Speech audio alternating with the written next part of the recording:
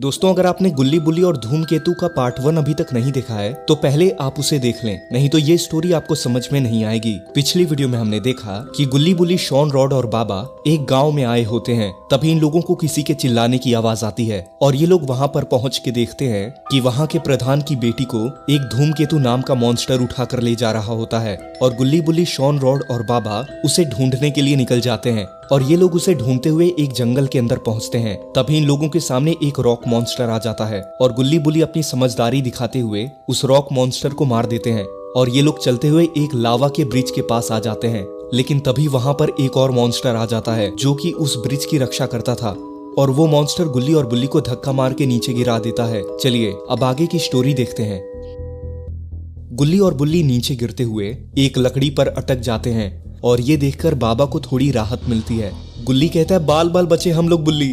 बुल्ली चिल्लाता है, बाबा हमें बचाइए यहाँ से, अगर ये लकड़ी टूटी तो हम दोनों मारे जाएंगे। और तभी बाबा उस मॉन्स्टर को एक पंच मारते हैं।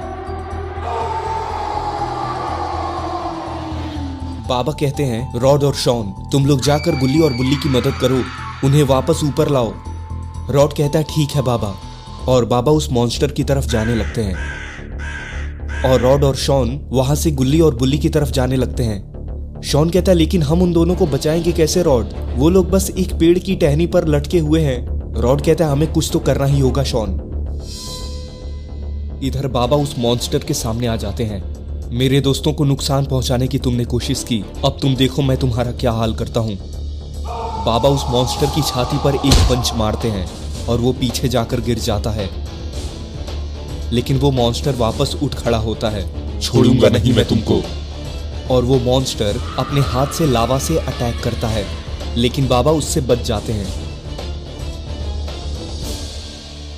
बाबा उस मॉन्स्टर को पकड़ते हैं और उसे जोरदार घुमाते हैं और जोर से लावा के अंदर फेंक देते हैं। और इधर रॉड ने अपनी फ्रीजिंग पावर से बर्फ की सीढ़ियां बना दी होती हैं और गुल्ली और बुल्ली वापस ऊपर आ जाते हैं और बाबा भी इनकी तरफ आ जाते हैं। गुल्ली कहता है, बाबा आप तो सुपरमैन हो, बाबा आपके सामने तो कोई चांस ही नहीं था उसका। बाबा कहते, शुक्रिया करना हो तो रॉड को करो तुम दोनों। शॉन कहता है, हमें आगे बढ़ना चाहिए, अब हमें उस मॉन्स्टर से मीरा को कैसे भी बचाना होगा, हमारे पास ज्यादा वक्त नहीं है। और गुल्ली बुल्ली, शॉन, रॉड और बाबा वहां से आगे बढ़ने लगते हैं।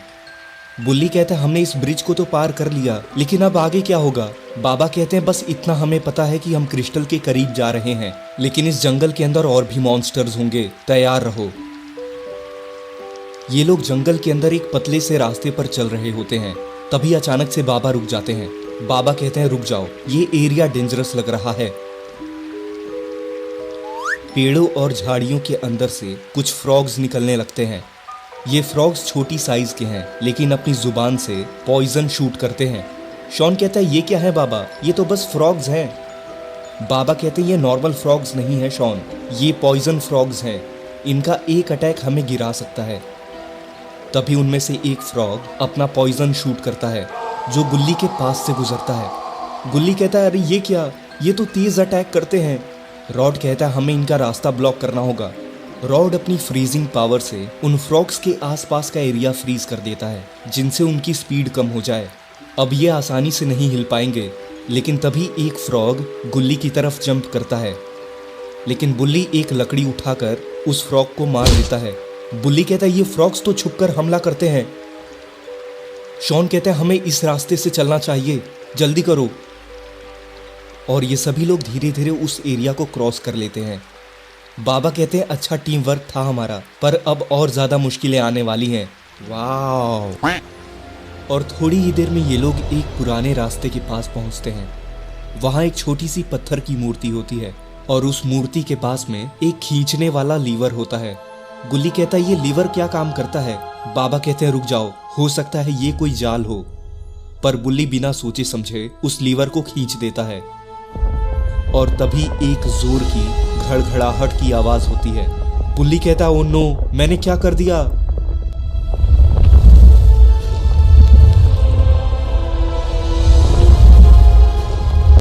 गुल्ली चिल्लाते हुए कहता है, भागो सब, ये हमें कुचल देगा।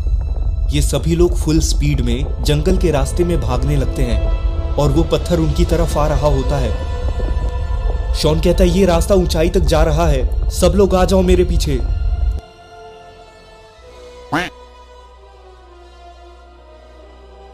गुल्ली कहता है ये तो क्लोज था, मुझे वो बटन नहीं दबाना चाहिए था।